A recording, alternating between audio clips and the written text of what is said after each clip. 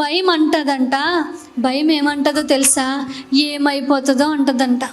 భయము ఏమైపోద్దో అంటా ఉంటే దేవుని మీద విశ్వాసం ఏమంటుందో తెలుసా?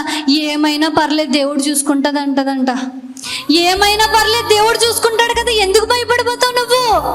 నీకు తోడై ఉన్న దేవుడు అన్నీ చక్కబెట్టి చూసుకుంటాడు కదా. నీ పక్కనున్న దేవుడితో నువ్వు ఉండకుండా నీ భయంతో పరిగెడతానంటావేంటి? నీ పక్కనున్న దేవుడితో నువ్వు ఉండకుండా నీ భయాన్ని పట్టుకుంటానంటావేంటి?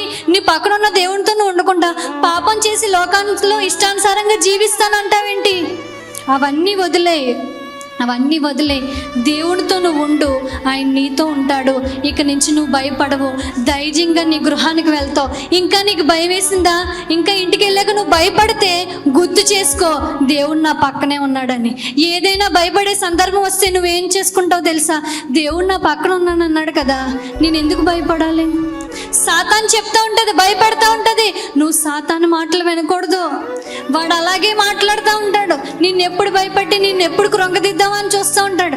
వాడి వైపు నువ్వు చూడకూడదు, నీ పక్కన ఉన్న దేవుని వైపు నువ్వు చూడాలి.